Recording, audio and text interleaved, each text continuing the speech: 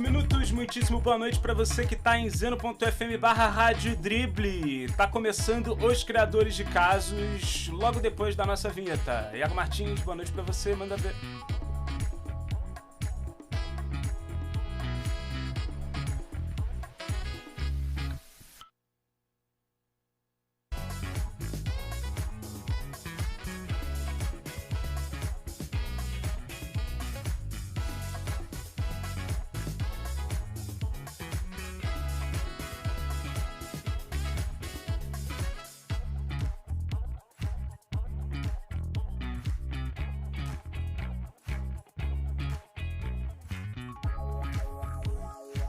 Olá, criadores! Bem-vindos a mais um episódio do seu programa favorito de literatura, arte, drama e tretas. Como sempre, teremos muitos casos e histórias para contar. Se você gosta de um bom papo e cheio de ideias subversivas, este é o seu podcast.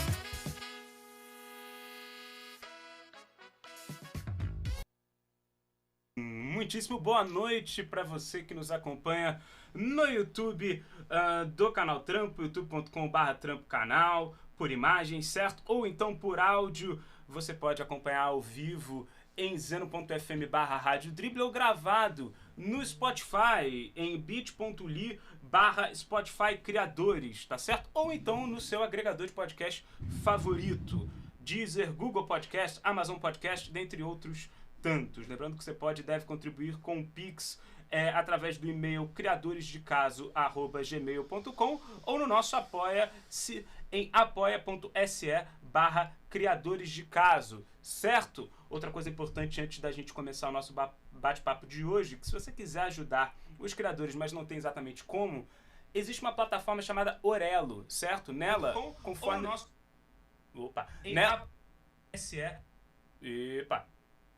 Nela, conforme você clica, você gera monetização para nós aqui do Criadores de Casos, sem precisar diretamente nos enviar o seu dinheiro. A plataforma cumpre esse papel. Então, orelo.cc/criadores de casos. orelo.cc/criadores de casos. Certo? E você que está nos acompanhando ao vivo, seja em zeno.fm/Rádio Drible, seja através do nosso canal no YouTube, do Canal Trampo, youtube.com/trampocanal, você pode participar, curta, compartilhe e mande mensagens no nosso chat do YouTube ou em bit.ly/chatcriadores. Certo? O nosso serviço foi. Muito boa noite, eu sou o João Dabu. Cá comigo está minha colega de bancada e minha sócia aqui no nossos Criadores de Casos, né, Cris? Cristina Teixeira, dramaturga do Royal Court Theatre, que também foi professora convidada de literatura na Tate Modern, atualmente consultora de escrita criativa e sócia minha aqui nos Criadores de Casos. Cris, boa noite. Boa noite, a gente podia estar roubando, matando, mas estamos aqui criando caso. Pois é, por que não? Né? E também, a gente não está sozinho, claro. Não, jamais hoje é uma noite sozinho. muito especial. Nunca sozinhos, hoje muito bem acompanhados. Excelente, Certo? Mente acompanhados. Então vamos começar falando aqui dela, que é a nossa participação especial no programa de hoje, certo? Ela que é aeronauta aposentada, tradutora consecutiva de filosofia budista, primeira chefe cordão verde da América do Sul, formada pela Vegetarian Institute of UK, escritora e atualmente artista floral em papel, que não é qualquer coisa. Não é pouca uma coisa específica. Exato. E que como escritora, publicou Da Colheita para a Mesa, Rota do Oriente, Viagem Gastronômica à Galileia, Tao Te Chá, Viagem ao Mundo do Chá, e o romance Quatro Amores e Dois Finais, minha prima. Essa convidada. Em breve estará aqui. Em breve estará como convidada, inclusive. Como vindo. Agradeço. Muito boa noite, Ina. Boa noite pra vocês. Você imaginou estar num podcast comigo, que sou seu primo? Nunca, imagina. Que eu vi nascer? Nascer? Olha isso. Surpreendente. Né? Mas eu sempre acreditei, desde que eu vi seu primeiro choro, que você ia ser um artista completo. Ele já saiu narrando, né? Já saiu. A vida tem dessas, quem diria.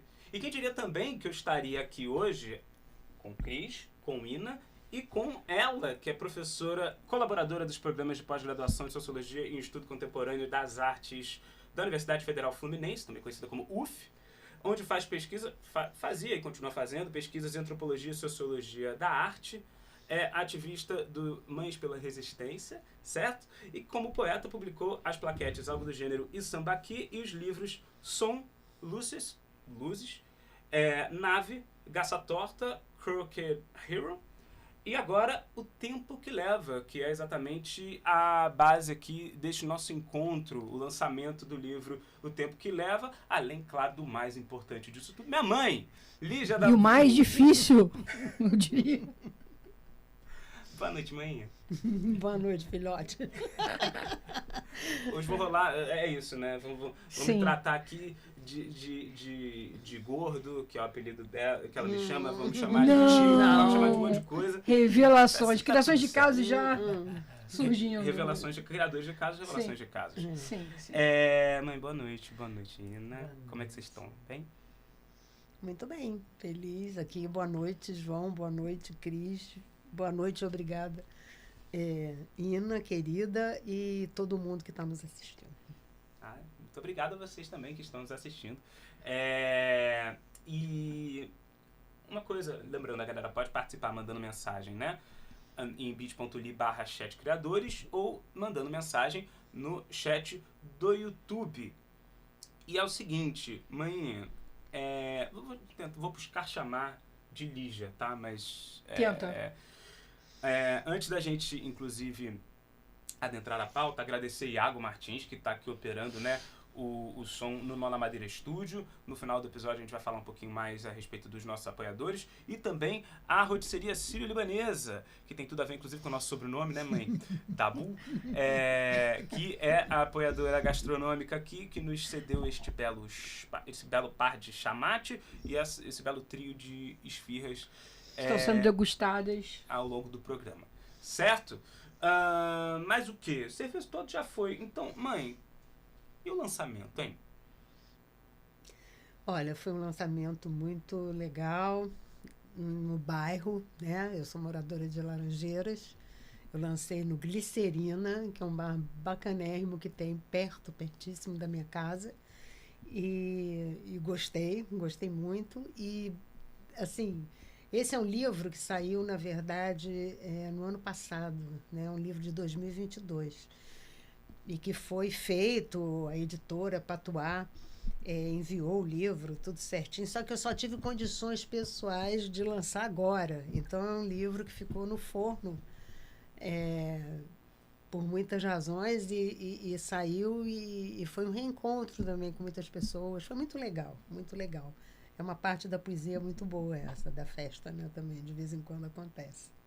É quando meio que tudo vale a pena, né? Tem lá todo o suor da ralação de fazer, depois a ralação de produzir, editar e tal. E aí quando lança tem um momento, né? É engraçado você estar falando isso do momento, a gente estava falando sobre isso, sobre o momento, e é uma coisa que eu estou particularmente vendo acontecer com muitos escritores à minha volta e comigo também que escrevo, a coisa do momento do livro. Que dialoga, inclusive, com o nome do livro, né? Que é O Tempo que Leva. Também. É por isso que eu te amo tanto. Ai, é tão lindo isso. Então, todo mundo chama de livro de filho, né? Processo de gestação. Qual é o momento do livro, né? Porque, olha só que coisa. Tem gente que passa 10 anos escrevendo, né? Tem gente que passa um mês escrevendo, lança, né? Tudo é tão relativo, né? Então eu fico me perguntando quem é que escolhe esse momento, né? É o livro que escolhe o momento, é a gente que escolhe o momento, é o momento que escolhe o momento, porque na verdade é tudo tão sutil, né?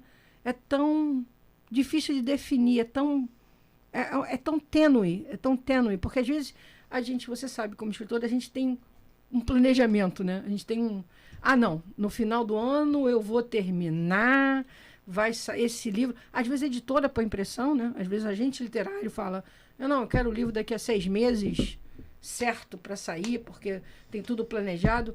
E não é o tempo do livro, não é o tempo, a gente sente que não é o tempo construído emocionalmente, para aquilo não está funcionando emocionalmente para você, para o livro, aquilo não está funcionando. É muito estranho, você já percebeu isso? Que é uma coisa que não... Que o livro tem um tempo emocional que não é um tempo, às vezes, inegociável, que é uma coisa que às vezes tem que acontecer e que é uma coisa quase mística. Não sei se você já sentiu isso acontecer. Cada um, né, cada pessoa e cada livro tem seus tempos, né, seus momentos. Eu sou uma pessoa muito vagarosa com a literatura. Eu demoro muito a publicar, eu demoro muito a escrever. Tem poemas, eu estava lembrando, tem poemas aqui desse livro que eu comecei a escrever em 2011. Desde que você lançou... 2011, mais de 10 anos, um livro que, entendeu? Que tem poemas recentes também. Sambaqui não é tão antigo. Tem poemas mínimos que eu escrevi ao longo de 10 anos, 15 anos, eu estava ali em cima daquele poema, pensando nele. E tem poemas que não se encaixam na forma livro. Olha. Já teve poemas que eu não consegui incluir em livros. Poemas até que eu gosto, poemas assim que não combina, não é para estar acompanhado, digamos, sabe? Poemas que tem lá uma história que eu sei lá porque ele não combina, não dialoga, entendeu? Talvez até poemas que também dialoguem com outros formatos, com outros mídias. Outros escritores, como você, por exemplo, publicou naquele 80 poemas, 80 balas, né? Aquele, por exemplo, é um poema muito difícil de você incluir num livro. Porque aquele poema tem que estar no ambiente dele, né? Um ambiente muito específico, que é um poema que fala sobre a morte daquele músico, né? Que foi fuzilado com 80 e tantos tiros na frente do filho, né? E que houve uma organização de um livro, e raramente isso acontece comigo, de eu dirigir um poema para um tema. Isso eu não faço, não consigo, mas nesse caso eu acho que eu estava tão arrasada com tudo aquilo, me pegou tão... que foi um poema que eu dirigi, né? Ele já existia como conjunto de palavras e tal, aí eu dirigi. Mas assim, os livros, né, eles têm um movimento muito próprio, mas eles também aceitam alguns acasos, né, de alguém te chamar, uma editora, de dizer, você tem algum livro, entendeu? Já aconteceu. Como que foi no caso No caso desse livro, eu estava assim, tinha passado por processos muito complicados, né, envolvendo a pandemia, inclusive, e estava trabalhando com um conjunto de poemas. Eu sou assim, eu começo com 60 poemas, acabo com 20, com 30. Eu corto muito, eu gosto do lixo, de jogar fora, de ceifando, né? Então, eu estava já trabalhando com um conjunto de poemas que tinham a ver entre eles, e que eu estava, e põe, tira, e nisso você mexe um pouco nos poemas também, acontece, né? Poemas que você achava que estava pronto, que já estavam prontos, e você já mexe ali para eles dialogarem, né? Com outros poemas. Então, eu escrevi para Patois, para a editora. É uma editora que eu gosto muito, que é uma editora muito democrática, uma editora de São Paulo, conduzida pelo Eduardo Lacerda, que é dono de um bar, Patuscada, em São Paulo, infelizmente. E eu perguntei, falei, olha, eu tenho uns poemas, um livro, né, pronto, e eu queria publicar. Você está interessado, não sei o quê, que quer dar uma lida? Ele falou, não quero nem ler, manda. Olha. Eu já conheço a sua poesia, fiquei muito olha. orgulhosa. Eu gosto muito dessa editora. E ela e aí, bom, aí o livro propriamente, quer dizer, aí você começa a trabalhar mais no título. Então, esse título, né, esse é o livro, talvez essa seja uma sensação que a gente tenha sempre com o último livro que a gente fez, né? Mas, assim, esse é um livro que eu acho que ele é mais resolvido, assim, entendeu? Mais redondo. Eu acho. Pode ser que o próximo eu diga, aquele esquece. Ele não tem organicidade nenhuma. Mas aí começou a questão da capa, né, da ilustração de capa, que também foi alguma coisa que veio depois. Primeiro, eu defini uma coisa do tempo, né? Começou a ficar muito... Nem sempre o primeiro nome, nem sempre, mas não era um nome que... Aí eu consegui buscar dentro de um poema, que é um poema importante para esse livro, digamos assim, que se chama Prada, que tem um momento em que eu falo, né, sobre o castelo. Aliás, o primeiro nome que eu tinha pensado era o Castelo Desmantela. Castelo Desmantela, tá vendo? Aí depois descobri que não era bem isso, era o verso seguinte, que era o tempo que leva viver. É uma estrofe que é assim, o castelo desmantela o tempo que leva viver. e eu fiquei com O Tempo que Leva, e não com o Castelo. Isso foi uma ilusão, foi uma primeira aproximação errada. E aí é isso. Aí quando eu saquei que era isso, que o tempo que leva, né? Que é o quê? É condução, é demora, né? É morte, é tudo isso o tempo que leva, né? Aí eu entendi qual a capa que eu queria, eu conheci essa ilustração da Helena, que diz respeito a uma música, Metal Gru,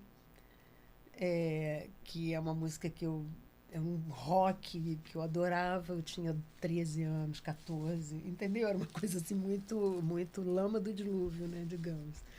A Helena a minha filha teve que escutar, né, essa música muito na vida dela, e ela fez isso, essa coisa que me deu, né, com essa ilustração, com uma coisa escrita, que é um verso lá da...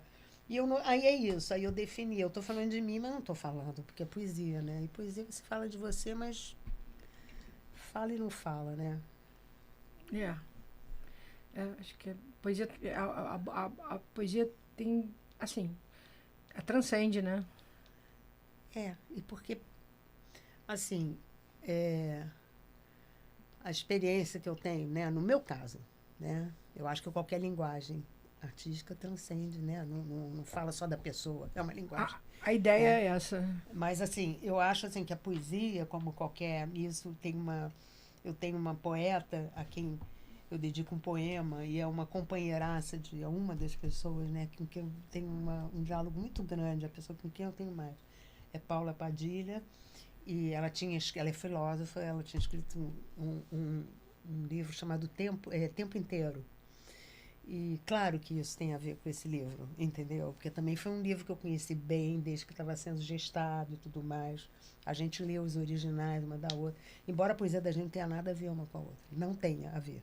São muito diferentes. Mas porque são estilos definidos? São muito definidos. A Paula tem uma poesia mais conceitual, mais leve também, sabe? É outra coisa, é outra maneira. Desculpa a minha ignorância, mas assim, por exemplo, quando é um soneto, é uma coisa bem clara e definida, né? Um soneto... Não, eu trabalho às vezes com isso, mas a Paula, por exemplo, não trabalha com forma fixa. Não. Eu trabalho. Nesse livro não tem.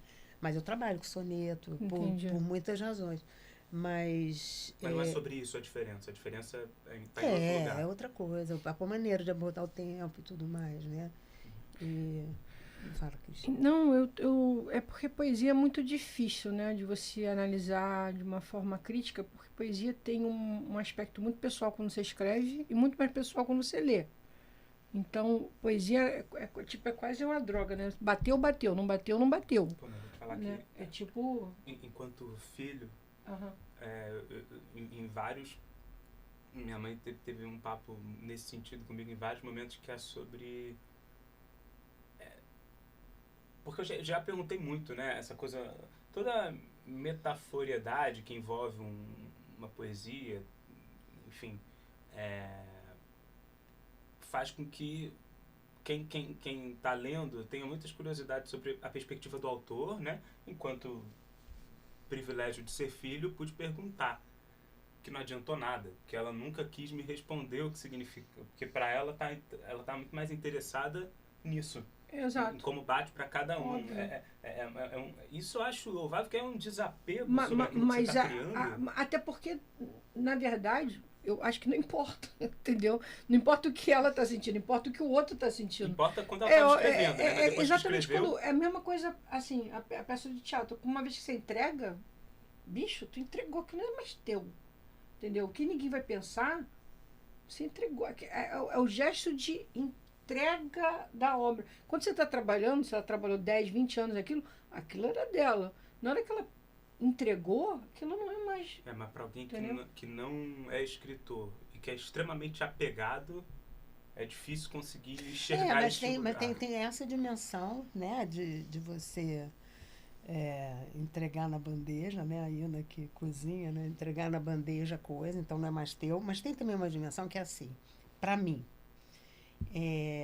eu estou escrevendo um poema, tá?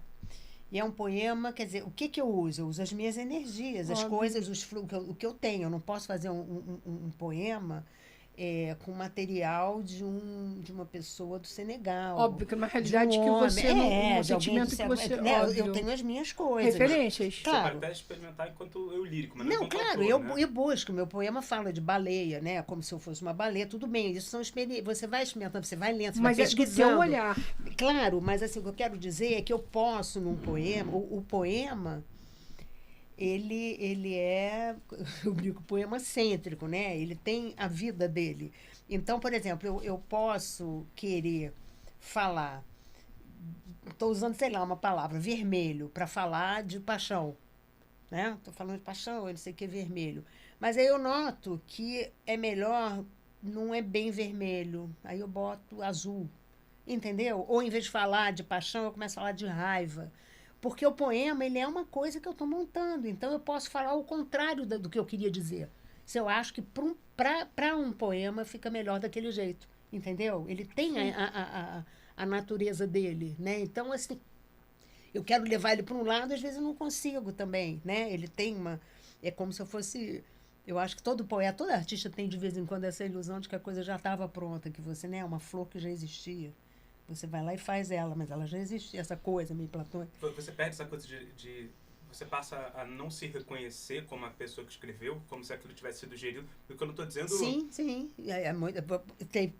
Tem um poema que a Helena Ortiz, uma poeta que já faleceu, muito também, a gente fazia muita troca de poema, de não sei o que, de processo criativo, isso aqui. Eu me lembro uma vez conversando com ela, que tem um poema que está em Nave, que é um poema que... Você dedicou para mim. Não foi esse que eu dediquei. Ah, o livro, sim. O livro é esse poema aqui, Passo de Embarcadiço. Um pouco de calma é preciso. Começa assim, o poema. Um pouco de calma é preciso. A nave ir devagar. Aí eu escutava uma outra coisa, entendeu? Um copo de calma, uma coisa assim. Um copo de calma. Eu escutava aquilo e não conseguia montar o poema. E aí eu falando para Helena um dia, aí eu vi que eu escutava errado, que era para escrever um pouco de calma e não um copo de calma, entender essa sensação que o Drummond, por exemplo, registra, né, num poema dele, né, como se vai lá no reino das palavras, né, ali que você vai encontrar, é como se já existisse tudo isso, entendeu? Você eu acho que existe internamente, né? A gente tem uma coletânea de pensamentos, de palavras, de ideias que ficam guardadas e evoluem às vezes com umas coisas externas, com umas coisas internas, e como você fala, com a audição, você está falando e ouvindo alguma coisa, e de repente você vê que não era esse o encaixe. E a história do corte, como você fala de cortar, né? Que eu acho que quem escreve termina cortando mais do que escreve, né? Que é para achar o centro daquilo que era a vontade daquela coisa que está feita ali, do livro, do poema, do que seja, né? Sim, é isso mesmo. Essa coisa que vai tomando uma forma, existe, flui, pulsa, entendeu? E aí vai, né? Ou não, ou vai para o lixo, porque você fica com ali, você passa 10, 15 anos e... Porque eu tenho esse tempo, eu passo muitos anos para, entendeu? É porque a obra é viva, então a obra ela fala de volta com você. Ela às vezes rejeita a tua ideia racional. Ela fala, não é esse movimento. Então cabe de você como artista ouvir a obra falando com você e abraçar o que ela está dizendo ou não. Por exemplo, como eu trabalho com autores, eu sou consultora literária, eu falo sempre ao autor, eu falei, quando você está no processo de escrita, você normalmente tem uma ideia mais ou menos do que você quer fazer. Mas chega em todo momento, em toda obra, não importa qual obra, que a obra começa a falar de volta. E aí cabe a você dizer, vou ouvir ou não, vou ficar fechado na minha ideia. Se você tem a generosidade de falar, vou ouvir o que o meu personagem está dizendo de volta para mim, ou vou ouvir o que a minha estrutura está dizendo de volta para mim, você vai conseguir ter opções muito diferentes daquilo que você inicialmente elaborou, e você vai poder ter uma obra muito mais vasta de possibilidades, entendeu? Mas é muito difícil para o autor, porque o autor normalmente tem uma ideia iniciada e normalmente você quer terminar aquela ideia. Mas a verdade verdadeira é que a obra é viva. ela existe nela mesma, itself, né? Ela existe nela mesma. Então, quando ela começa a dizer não, é um choque, entendeu? Tipo assim, não vou por aí. Tipo, o personagem que você cria todo um caminho, ele fala assim, não vou funcionar, não é isso. Eu não quero matar minha mãe. Eu sei que você planejou, mas eu não quero. E aí? Eu estou dizendo no caso do romance, né? No caso de um poema é obviamente uma outra conversa. Mas eu estou dizendo enfim, isso é real mesmo, é real. E é engraçado porque existe em cada movimento de estruturação de processo de escrita. E não só escrita, né? Existem outras modalidades também. Composição de música, uma pintura, que você tem tudo estruturado e de repente você fala, não é possível. Para vocês isso também é claro? Cada etapa, enquanto escritoras... Vocês já se depararam com isso, né? Com esse para momento, vocês né? é menos... E não leve a mal o que eu estou dizendo, por favor, mas é menos técnico e mais orgânico. Como assim? Tá. Ela falou que é muito claro que tem os momentos, que tem as etapas, né? Então, um momento em que está germinando a ideia, um momento em que você coloca a ideia no papel, um momento em que a ideia fala por si, né? E isso é algo que para vocês é regra ou eventualmente? Ou às vezes não, simplesmente eu vomito aquilo e aquilo sai pronto e eu nem toco mais porque eu gosto daquilo daquele jeito. Eu acho que tem de tudo um pouco, né? Eu acho que na poesia e nas outras escritas ocorre diferente. O tempo é outro, o conteúdo, o que foi colocado ali, por exemplo. Eu estou escrevendo, eu geralmente escrevo muito rápido, mas agora eu estou escrevendo um romance que já deve ter mais de 5 anos também, que não é a minha característica. Mas é que eu tenho um cacoete horroroso que eu não consigo seguir. Eu tenho que ler tudo de novo para poder seguir. Porque eu tenho um pavor daquele livro que no começo ele vai muito bem. Não faz sentido. O meio ele vai rateando e a pessoa está desesperada para acabar e fica... É a barriga, né? Você tem medo da barriga. Faz sentido. Então eu volto tudo de novo. E quando eu começo a olhar, acontece isso que você falou. A personagem fala, nada disso, eu não quero isso aqui. Começa a mudar isso aí porque eu não sou essa pessoa. Mas aí chega num ponto que não dá liga. Mas é isso, você tem uma coisa interna. Eu acho que ela precisa de tempo para acordar. Então nem todos os livros levam o mesmo tempo para ser completados, porque tá lá, mas precisa acordar. Alguma coisa vai acordar ou não. Então, por exemplo, esse livro, eu já fiquei uma época meio desesperada. Depois eu falei, deixa ele lá, uma hora ele vai dizer, vambora. O que você está falando faz um sentido absurdo. Absurdo. Até porque o que você está escrevendo é um romance, correto? Romance, ele exige um fôlego muito diferente de escrever um livro de poesia. Eu sei porque eu já escrevi os dois. Então, são técnicas diferentes, são fôlegos diferentes, são estruturações diferentes, são maneiras de você pensar a obra diferentes. Enquanto a poesia, você pode se dar ao prazer de você estar um momento de emoção, de grande emoção, e às vezes sai uma coisa que você fala, bate o olho e fala, ok, eu acho que isso está muito bom, fecha. Aí daqui a 2 dias abre e fala, cara, que merda, hein? Que coisa horrível. Ou então, abre e fala, nossa... Tá bom, funciona, continua muito bom.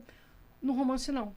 No romance, você tem que escrutinar, porque a extensão dele é muito longa, a complexidade dele é como se fosse uma sinfonia. Você tem tantos detalhes que você tem que prestar atenção, depende até da quantidade de personagens, da quantidade de estruturação que você faz. Que se você não fizer isso, você tem um romance normalmente com barriga, falho, com defeitos, entendeu? Com falta de equilíbrio. Um romance, ele tem esse problema. Você realmente, e eu estou me solidarizando a você, porque eu também estou com um romance que eu estou há 8 anos escrevendo e eu tenho o mesmo problema. Caraca, eu tenho o mesmo problema. Hoje eu chorei no ombro dele. Foi ou não foi? Foi. Chorei no ombro dele. Porque eu tô com esse mesmo problema. O mesmo que você. Eu começo, aí eu vou e falo, ai, não é possível. E quando você muda aqui, você sabe o que acontece, né? Muda tudo. Você tem que ir lá no começo, reescrever o bagulho inteiro para fazer sentido aqui. Então, toda vez que você descobre que o livro está contra você e o livro tem razão, O Esse é o livro tem problema. razão. O problema é o livro estar contra. O problema não é o livro estar contra. O livro tem razão. Você tem que ir lá e fazer que tudo faça sentido de novo. Entendeu? É um trabalho, Sabe uma assim, coisa que- Você Vai sabe o que eu tô mudando, vai falando. mudando, Você vai vai mudando. mudando tudo. Sabe o que me Entendeu? lembra? Me lembra o ofício de um bailarino, que, dado, obviamente, a seu devido lugar, né? É aquela coisa de respira na dor. Você vai fazendo esforço, É isso aí. Ó. respira nele, porque... E é o prazer da dor também. E a Não, angústia da criação, né? E- Você tem que ter a angústia da criação. Sentir dor vai é parir. gostoso. Não, Não vai o parir. pior não é respirar na dor. É o bailarino faz cara de que não está sentindo dor nenhuma. Ele está com os dedos tudo quebrado ali na ponta, na ponta, e fazendo aquele passe que parece que ele está levitando na leveza e no prazer da leveza. Que eu acho que é o mais louco ainda, porque se fosse só respirar na dor, eu acho até que tudo bem, entendeu? Eu já respirei na dor algumas vezes. Agora, respirar com cara de felicidade na leveza, isso realmente é acima das minhas forças. Mas eu sou muito fã dos escritores. Eu acho que a grande razão da gente ter criado esse podcast é que eu sou muito fã dos escritores, porque as pessoas, e isso eu de novo me solidarizo com o esforço dos escritores, é que quando as pessoas leem uma coisa assim, ó, ai, que delícia, elas não têm ideia de quanto ninguém chorou, se descabelou, revisou, sabe, passou anos para aquilo ali ser uma delícia, ser leve, ser tranquilo, ser emocionante. Porque Não tem foi um lado- gratuito, tem um entendeu? lado muito artificial da arte. Completamente, Um lado completamente. muito de trabalho, de técnica, de De reflexão, esforço, de raciocínio. De esforço mesmo, Só que físico.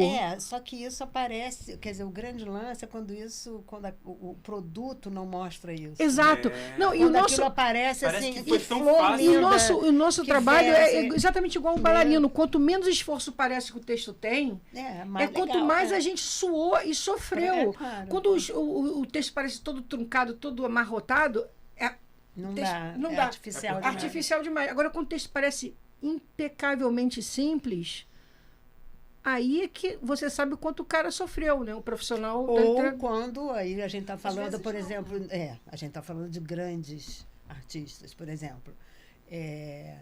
Eu estou falando isso porque eu trabalhei muitos anos em sociologia da arte, entendeu? E a gente lê muitos autores que tentam entender isso. E tem alguns que veem isso, né? Quer dizer, quanto mais você funde a tua criação com a tua técnica e com a tua consciência crítica, mais fácil isso aparecer como uma coisa natural, como o Mas teu eu vou te produto contar Mozart, por exemplo. Aquilo ali parece, não, isso sempre existiu. Isso É como você falou, é como se Gente, baixassem você já Exatamente, estava pronto. Tá, mas aí eu vou contar um Exatamente. segredo para vocês.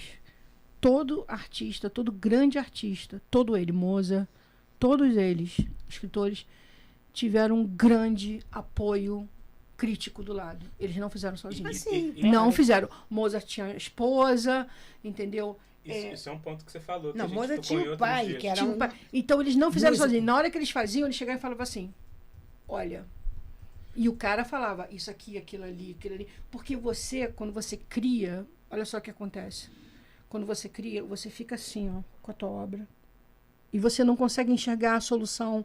E às vezes você começa a desfazer o que tá bom, ou aquilo que tá bom, que você tá tão perto, tão emocionalmente envolvida com aquilo, que você começa às vezes até a destruir no processo aquilo que tá realmente funcionando. Então você tem que ter uma pessoa de completa confiança, que conheça o seu trabalho, conheça você, conheça os seus sentimentos objetivos, para você confiar o seu trabalho e que te diga, isso funciona, e diga por que funciona, isso não funciona, e diga por que não funciona, e que consiga levar a sua obra ao ponto de ápice, de máximo, de elevação.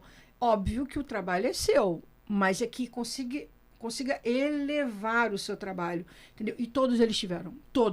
Nenhum deles foi sozinho. Isso eu posso te garantir. Os grandes, né? Os grandes. Que a gente tem Todos como eles referência. Mas tem um gancho do que você falou que lembra um papo que a gente já teve lá atrás, eu não vou lembrar em qual episódio, mas que é algo que eu acho que é importante, até porque eu tô numa bancada feminina, né? Que é o fato de que muitos dos autores, dos intelectuais, enfim, de quem produziu conteúdo literário, seja qual for a vertente, homens tiveram um apoio abafado de suas companheiras, né? E como isso alguns se sabe e outros não. Né? Você lembra que a gente teve esse papo, né? Assim, e isso é algo que faz com que também seja muito mais fácil pro homem, né? O homem tem esse suporte de entrega. E o homem, em geral, deixa também pessoas que vão cuidar da imagem dele, da obra dele, brigar até pela obra dele, é muito comum. A mulher tem uma divisão de tempo totalmente outra. E além disso, aí deixa, né? E sempre vai ter uma irmã, uma mulher, uma filha, não sei o quê, que vai, vamos dizer, colocar na eternidade, né? Aquilo que ele produziu, né? Enfim. Há um questionamento, por exemplo, sobre que parcela, por exemplo, do que Freud deixou de legado realmente foi dele, né? E não de sua companheira. Então, que eu realmente não vou lembrar o nome, mas, enfim. E uma coisa que eu ia perguntar, né, é assim, Lígia, desculpa, é assim, no seu percurso, porque para quem conhece você na dimensão pessoal e não só a sua obra, tem muito claro que a sua carreira foi por um outro caminho, né? A sua carreira, sua profissão, né? Mas você não foi exatamente assim, você tinha uma carreira e escolheu fazer poesia. Talvez, né, se me corrija se eu estiver errado, talvez a poesia tenha vindo até antes da definição ali em ser professora universitária, né? Embora, claro, a sua pesquisa dialogue diretamente com a arte. Como que foi essa escolha pelo lugar da poesia na sua vida, e que lugar não seria e que lugar seria? Porque não é um hobby também, é mais do que isso. Ao mesmo tempo, não é o seu ganha-pão. Como que foi para você e esse percurso do lugar da poesia na sua vida? Como assim, a minha família é uma família de músicos, né? Eu fui criada em conservatório, eu tenho uma mãe que é professora de piano, na minha casa todo mundo tocava, entendeu? Então tem uma coisa de musicalidade e eu sempre li muito, eu era bastante voraz.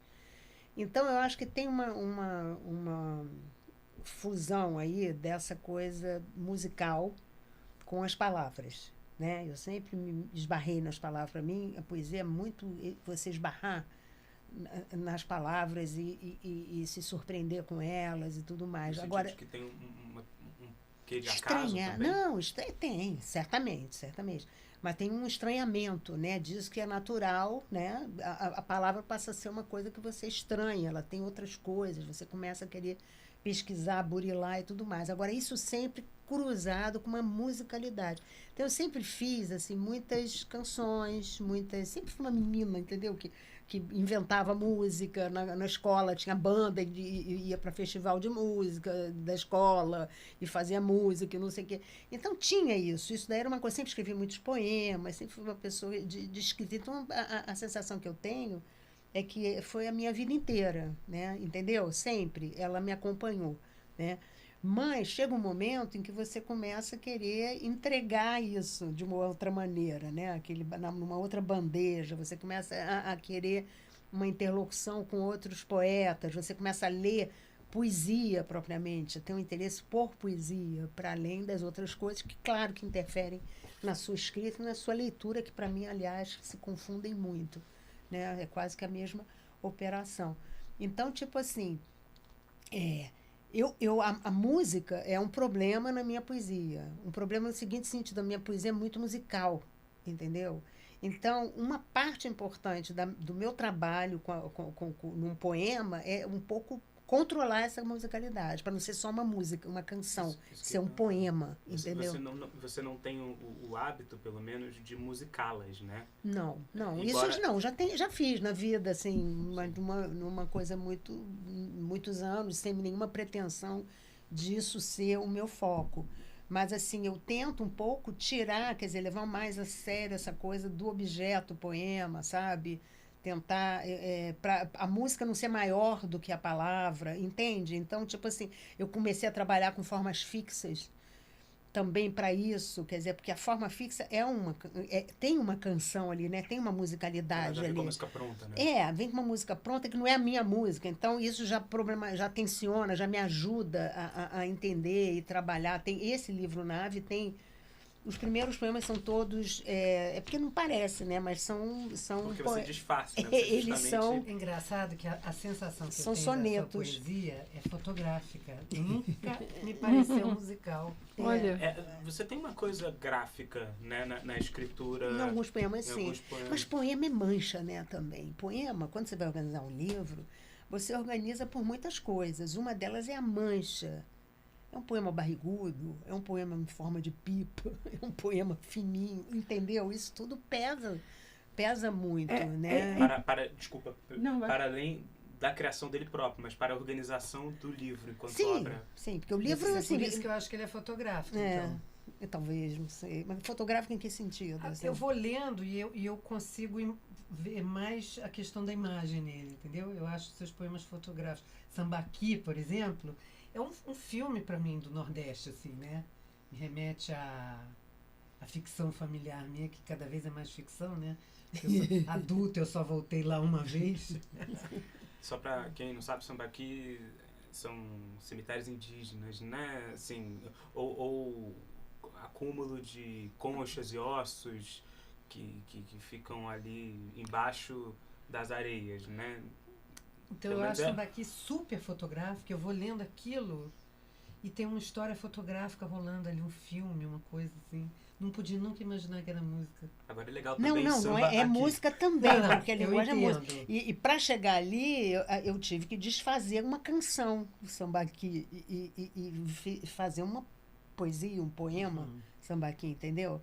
Então tem assim, tem um poema que está no som. Tem a ver com essa brincadeira de palavras, sambar aqui? Não, nada a ver. Bom, pelo menos não era. Tem um poema chamado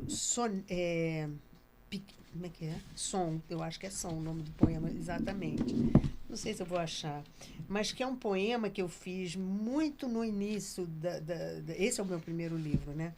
Então, tem...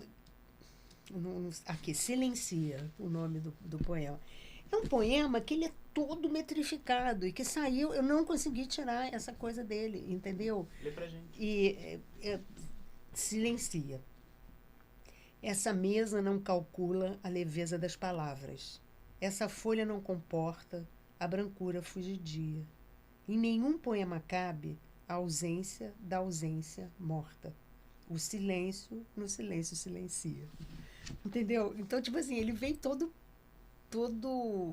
vamos dizer assim, é uma canção, né? É uma coisa que tem todos têm a mesma métrica, ele veio com métrica, entendeu?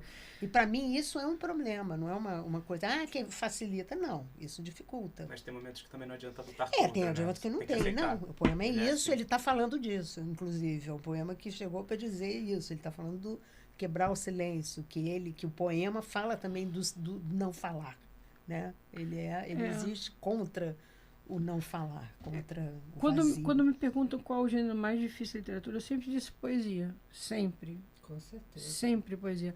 O meu primeiro livro, quando eu lancei, foi de poesia. E por coincidência, eu ganhei o primeiro lugar num concurso da UERJ com a poesia que eu tinha escrito. Eu era relativamente jovem, eu tinha 14 anos quando eu lancei. Só que eu fiquei muito traumatizada com essa premiação, porque as pessoas consideraram o poema... Eu ganhei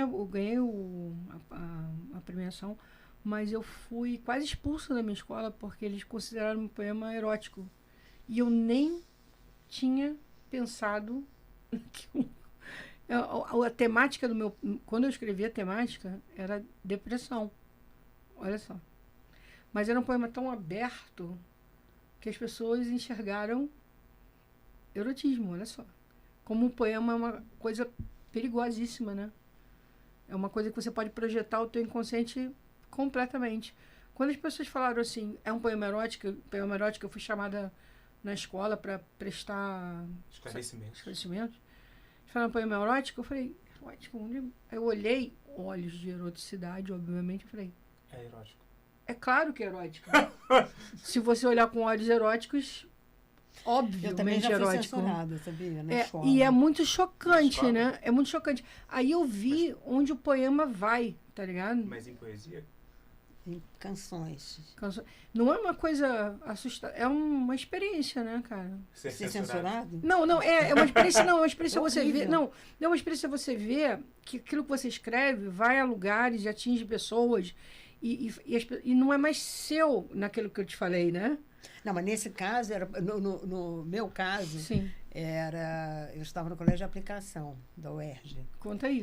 E aí a gente tinha festivais de música, não sei o quê. Olha. Eu me lembro que não só um coordenador lá me chamou, ó, não vai dar essa aqui não, um negócio de garganta seca, não sei o quê, barará, não pode falar. Eu falava da situação política, né, do país, Vai de uma dizer maneira, né? durante a ditadura. Aí eu mudei uma palavra lá e liberou. Mas uma prima descobriu no Arquivo Nacional fichas Olha. de censura das minhas Você músicas. jura? Tem lá meu nome. E eu fiquei assim, cara, numas músicas ingênuas, de uma garota, entendeu? Olha. Os caras têm um registro. Então, assim, ao nível que a gente chegou. Não era Incrível. paranoia. Não é? Entendeu?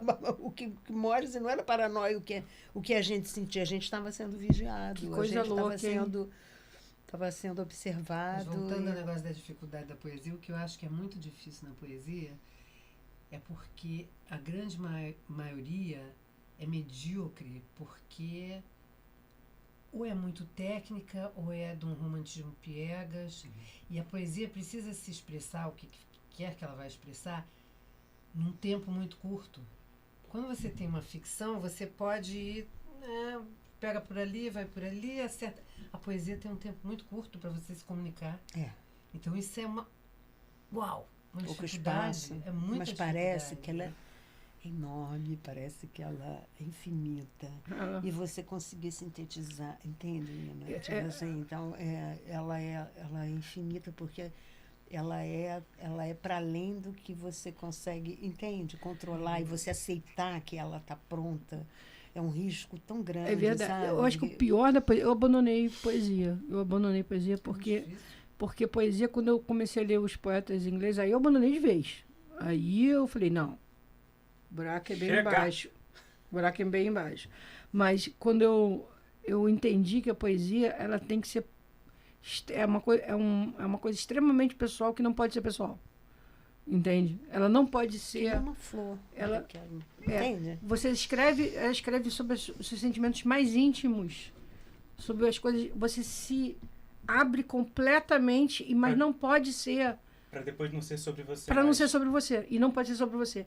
É uma coisa tão louca isso, porque quando você começa a escrever sobre você, ela começa a ser amadora. Então deixa eu fazer uma pergunta Entendeu? em cima disso que você está falando, que traça um paralelo em relação ao que vinha sendo dito antes. Tem como levar esse... Não é uma máxima sobre a poesia, mas isso que a gente está falando como uma premissa básica, da poesia, de você conseguir desapegar, entender que em algum momento ela não vai mais ser sobre você. Tem como você pegar e trazer isso para a vida? Para fora do ofício de estar escrevendo uma poesia? Porque talvez seja um lugar ainda menos confortável, né? Não sei se ficou confuso o que eu contei. Eu não entendi Eu muito, também não entendi Tá, nada. olha só. Eu confesso que eu boiei. A gente eu estava escutando vocês falarem sobre o lugar que você escrever uma poesia tem de... Cara, você vai lá, dá o sangue e no final das contas, aquilo não pode ser sobre você para sempre. Você não pode esperar que seja sobre você. Eu tenho a resposta à sua pergunta, peraí. Você que trabalhou com budismo, você pode responder isso bem pra caramba. Não, é sério, porque... Porque eu conheci um mestre budista e eu sei que você se envolveu com o budismo. Então, por favor, responda essa questão. Mas eu acho que, quer dizer, isso pode perpassar a vida inteira, mas eu acho que na poesia, pelo menos no que eu leio da Lígia, não é exatamente fala dela, fala do que ela vê. não é ela, é uma outra coisa. É como ela vê, como isso chegou nela e como ela coloca ali, né? Veio da mão dela, claro, mas em nenhum momento eu sinto que ela está falando exatamente dela, assim. Não é o ego da Lígia que está fazendo a poesia. Mas dá pra ter esse desapego todo, dá pra ter essa É porque ela é na assim, vida. João. Não, Pra na vida. ela funcionar, pra poesia funcionar... Isso eu entendi. É uma a minha pergunta é se linguagem. dá pra fazer isso fora da poesia. Ah, bom, mas aí é uma Se tem como a gente trazer essa premissa básica, essa máxima, pra vida. Mas olha Não bem, esperar isso, não esperar que os outros enxerguem quem a gente pensa que a gente é. Não... Sabe? Mas não sei se isso tem relação com a arte, não. Isso daí é um exercício pessoal, não necessariamente um exercício que um artista, um poeta, um músico vai levar por ser artista. Não acredito muito nisso. Eu acho que é uma produção de linguagem. É um negócio acho que eu entendi o que você quer dizer. Que você produz aquilo te toma o sangue, o suor, a cerveja, e depois você joga e esqueceu. A minha experiência pessoal é a seguinte, que é bem doidinha. Eu, quando acabo qualquer coisa que eu faça, seja flor, seja livro, seja comida, acabou. É o caminho de fazer, entendeu? Eu me envolvo alucinadamente com aquilo. Quando acabou, eu me pergunto, nossa, fui eu que fiz isso? Acabou, já foi. Então você curte o processo. Claro. Maneiro. Saudável. Porque cada objeto, cada coisa, você... Por exemplo, tem poemas que são... Eu fechei, gostei, porque eu consegui lidar com um vocabulário estranhíssimo que eu... Entendeu? Tá. O outro não. O outro é uma ideia que eu tive e realizou. O outro, Sambaqui, por exemplo.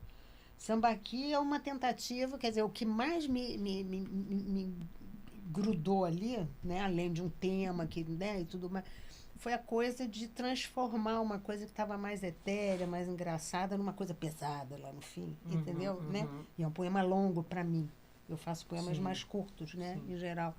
Né? Cada coisa que a gente faz tem um significado diferente para a gente como produção, né? A gente consegue coisas ou tem dificuldades diferentes em cada caso, entendeu? Cada poema significa para mim como produção, e cada livro também, né? Cada reunião de poemas, cada casa de poemas, digamos assim, coisas diferentes. Então, são experiências existenciais e técnicas, assim, que é muito diferente para ter uma média assim de... Eu não tenho. Né? Não tenho. Me fala uma coisa, e livro de culinária? Tem poesia? A culinária pode ser uma poesia, né? Não, Poesia, tudo pode ser. Mas você acha que na receita já dá para fazer uma... Na escrita da receita, acho que não, mas eu acho que a minha... Uma poesia visual, assim, dos alimentos, concreta, uma poesia concreta, assim, A minha ideia, justamente, de fazer livro de gastronomia foi que tivesse alguma outra história além de só a receita. Olha. Então, da Galileia, eu fiz uma pesquisa, não é uma história, que não vai num livro de receita, se botar a história ninguém compra. E é cansativo. Tá certo. Então, coisas que interessam as pessoas, uma iconografia, uma coisa assim, para não ser só aquela coisa seca, né? Para ter uma conversinha. Que interessante. E desculpa, você me falou uma coisa que me chamou muita atenção, que é... Beleza, a gente está escrevendo pelo escrever, a gente escreve pelo que a gente curte escrever, mas se escrever de tal jeito ninguém compra. Como é importante também essa relação de... Eu não compraria. Sim, é que nem teatro. Porque a gente não escreve pra gente, não é um diário. Claro, é uma coisa que você está como... É uma linguagem. Se eu quiser vender, porque eu também posso não querer vender. Perfeito. E aí eu escrevo em gaveta e fico namorando aquilo. Sim, sim. É aquela coisa é que nem no teatro. Beleza, você pode fazer um espetáculo que você mega curta o processo. Você pode fazer um espetáculo que você nem apresente. Mas se você pensa um espetáculo, você pensa em quem vai assistir. Ele pode nem ser apresentado, mas ele está sendo... Você vai virar para onde? Ou você não vai virar? Mas a arte é um risco, né? Tudo é um risco, mas a arte é um risco. Aquilo que você vê e que te toca, não necessariamente vai tocar ela. Né? Então, Que nem gosto de comida, né? Exatamente. É gosto, né? Literalmente. E não necessariamente vai ser. E de qualquer modo a gente escreve para alguém. Não tem como. E É. esse alguém... Sim. é de carne e osso, digamos assim. A gente não sabe, mas é de carne. Eu não escrevo para políticos norte-americanos. Entendeu? Você tem Tem um alvo, né? Você tem um alvo, querendo ou não. Quando você vai lapidando aquilo, você está oferecendo a bandeja para alguém, né? Entendeu? É sempre um serviço, né? A gente escreve, pelo menos, ainda está escrevendo para quem pode entender aquilo. Eu também, entendeu? Né? Você está como... É uma linguagem, de qualquer modo. E uma divisão de né? afeto, eu acho, né? Tem uma coisa afetiva nesse trabalho que a gente faz, eu acho. Tem. Você é uma entrega, você... Tem isso, né? Agora, de qualquer modo, você está comunicando. É comunicação, é linguagem. Linguagem é isso mesmo. Você pode guardar até, mas Sim. você escreve. E a escrita é uma coisa de interlocução, não é outra coisa. Né? Você tá concebendo, não concebendo no sentido só racional, né? Você está concebendo a vida através dos sentidos, numa linguagem, entendeu? Isso é comunicação, não tem como, né? Eu acho que esse é o ponto. Você teve na Inglaterra, você viu como a literatura lá é disseminada, como todo mundo lê. Ela também teve na Inglaterra. Em Cuba também. Pois é, todo mundo lê. Mas o que eu acho mais interessante na Inglaterra não é o fato de todo mundo ler, é o fato de como a leitura não é uma coisa elitizada. É o fato de todo mundo ler e ver isso como uma coisa extremamente cotidiana. Então, eu vejo... No ônibus está todo mundo lendo. eu vejo isso, eu vejo a escrita como um trabalho, um serviço. Eu não vejo isso como uma coisa maior, melhor, entende? Eu vejo isso como exatamente como uma profissão, que é uma coisa que não existe em vários lugares. A escrita como uma coisa distanciada, uma coisa longínqua, uma coisa glamour, uma coisa misteriosa, uma coisa isolada, entendeu? Na Inglaterra a gente fazia tem essa visão dos escritores ingleses. a gente fazia um esforço, pelo menos eu trabalhava muito para sempre trazer os escritores juntos, trabalharem juntos, estarem produzindo juntos, pensando junto, tirar um pouco essa ideia de vão roubar minha ideia é sagrada, porque não existe isso. Na verdade, a ideia que você está tendo aqui é a mesma ideia que o cara está tendo lá, e, enfim... Quem formular, formulou. Formular, quem fizer primeiro fez, e as coisas vão se multiplicando. Enfim, é uma grande ilusão. Então, essa ideia, eu imagino, é exatamente isso, que as coisas hoje em dia são todas, a mentalidade é que é tudo que deve ser feito como uma prestação de serviço amorosa. Não importa se você está cozinhando uma comida amorosa, se você está escrevendo um livro de uma forma amorosa, é uma comunicação, é uma prestação de serviço, que tem que ser bem feita, com técnica, com consciência, porque a outra coisa que eu acho que é irritante é que as pessoas acham que a escrita não tem que ter técnica. Não tem. Escrita tem inspiração. E não é. Porque, por exemplo, músico não estuda para ser músico? Pintor não estuda para ser pintor? Por que escritor não estuda para ser escritor? Claro que tem que estudar. Tem que ter técnica. Não existe isso. Mas, Cris, olha só. Eu tenho um pensamento que é assim. Eu acho também... A poesia que eu gosto é uma poesia de muito trabalho. Uma poesia, entendeu? De pessoas experientes, de pessoas que conhecem a literatura, que têm consciência crítica, que conhecem... Entendeu? Então, tá. Mas... A linguagem poética, ela está solta no mundo. Você está entendendo? Ela está milhões. Todo mundo, quem não faz um soneto, isso é bom. Entende? Eu fiz uma pesquisa, aí a coisa acadêmica. Eu fiz uma pesquisa sobre, logo no início, assim, que as pessoas começavam, quando começou todo mundo ter acesso a computador, internet, não sei o quê, houve uma explosão de produção poética. Entendeu? De pessoas que não eram poetas do campo poético, não reconhecidos como poéticos, que publicavam livros, nada disso. E essas pessoas começaram a fazer coisas incríveis, no sentido assim, por exemplo, eu comecei a comparar os ganhos dessas pessoas, por exemplo, tratar o poema como objeto, botar cor no poema, e botar o poema associado à fotografia. Mil coisas interessantíssimas que essas pessoas faziam, sem ter técnica, sem ter controle, sem querer isso. É a poesia que eles querem, entendeu? De amor, com temáticas que são maiores que o próprio poema, entendeu? O tema, né? Maior do que o poema, inclusive. Então, é como se você estivesse tocando na mesma coisa o tempo todo. As pessoas querem isso, gostam disso. Então, tipo assim, mas beleza, entende? Porque, assim, chegaram a coisas incríveis que você vai ver, sei lá, É óbvio que é uma comparação, né, espúria, mas de qualquer modo, por exemplo, poetas concretistas tiveram que pesquisar muito para dar esse tratamento de objeto, né? O pessoal pela internet chegou a coisas assim, solturas e elaborações. Eu sou muito, eu acho que é disseminado. O poema é uma coisa que é uma forma que é popular, entendeu?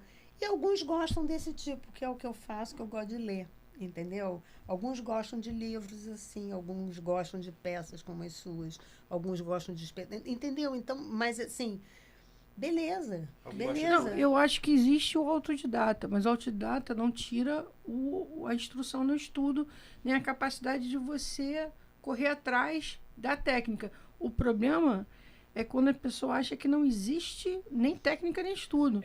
Porque, por exemplo, existe agora, é óbvio, existem técnicas que você não se aproxima, não gosta, não se identifica, tudo bem. Mas não ter conhecimento, eu acho que é tipo, quase um tiro no pé. Então, o que eu recomendo sempre às pessoas, quando elas querem escrever, busquem conhecimento. Busquem conhecimento. Tipo assim, não redescobrir a roda. Tipo assim, eu estou fazendo um poema aqui. Não, até para avaliar o que está sendo feito. Exatamente. Tipo assim, né? Exatamente. Claro. Tipo assim, eu estou fazendo um poema aqui e você fala assim, cara, isso aqui é um poema concreto. Aí, tipo, a pessoa fala assim, o que é isso? Bom, então não sabe nem o que é, você fez uma coisa que não sabe nem o que você fez. Então, é importante você ter conhecimento da história, da onde você veio, daquilo que você está fazendo, daquilo que você está criando, para você ter domínio técnico, até para você poder reproduzir. Essa é a arte que você gosta, que nem pintura. Por exemplo, tem uma pintura que é muito sofisticada, que eu gosto de pintura muito sofisticada. Eu gosto de pintura de gente que pinta conhecendo a história da arte. Mas tem a pintura, é uma prática disseminada. As pessoas pintam. Mas é que tá. E ficam felizes não, com mas isso. Isso é diferente. Isso é diferente. Tem a pintura que você faz para você, porque faz bem. Porque é uma coisa que te dá prazer, é uma coisa que libera, que terapêutica, que eu acho que todo mundo tem capacidade de fazer pintura, de escrever, não sei o quê. E tem uma outra coisa que é o estudo. Mas é que eu acho, Cris, assim, eu concordo com parte do que a Cris está dizendo, que eu acho que a Cris está abordando o lance de... Há uma sensação quando você pega algo pronto, né, que alguém escreveu e ralou, e tem a sensação de que aquilo é simples, porque esse é o poema bom, a gente já viu aqui hoje, que dá a sensação de que qualquer um pode pegar então vou fazer, se é só isso aqui, então pá. Quando na real existe muitas pessoas que se propõem a escrever de uma forma cômoda, uma forma acomodada. No entanto, o que eu acho que a Lígia tá defendendo é que existe também um lugar de uma acessibilidade ou não acessibilidade a esse lugar do conhecimento, que é assim, como é que eu vou esperar que uma pessoa que não é acadêmica, que não teve um nível de instrução ou de cultura, que vá ter acesso a esse background, primeiro, vá saber disso, segundo, vá saber que pode ir atrás disso, e terceiro, vai ter isso como referência. E aí minha mãe dirigiu um curta há um tempo atrás que na minha opinião dialoga muito com isso, exatamente o que a gente está falando. Do Vanderlei. Do Vanderlei. O nome do curta é Vanderlei? É Vanderlei, sobre um artista que trabalha numa feira, porque eu fazia pesquisas sobre essa arte. Uma arte, inclusive, que eu nem gosto muito. O pessoal que pinta, que gosta do Romero Brito, que vende para turista, que faz para vender. Ele precisa vender, inclusive, para poder, né, viver. Então, é um pouco isso, né? Às vezes a gente olha para as coisas também, eu não estou dizendo... Eu entendi o que você falou e eu não estou falando isso contra o que você está falando. Mas, assim, às vezes ali tem muita reflexão, muita técnica, muito pensamento, muita tentativa, só que é muito diferente da gente. Então, quando a gente olha, a gente vê tudo igual. Ih, parece o Romero Brito, acabou. É quando você vai lá, eles vão te contando uma história. Eu vou te mandar esse curta. Eles começam a mostrar para você uma complexidade naquilo que eles estão fazendo. É tipo arte naif. naif mais ou menos, entendeu? Porque eles não vão dizer que eles são naif. Eles conhecem a história da arte deles.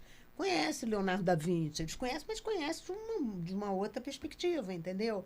E não é acessível. Eu não tenho instrumentos, a princípio, para entender qual o valor daquilo, digamos, entendeu? Porque eu não vou comprar, eu não gosto daquele, não é meu gosto, não é a arte que eu busco, eu acho aquilo tudo muito raso, mas não é raso.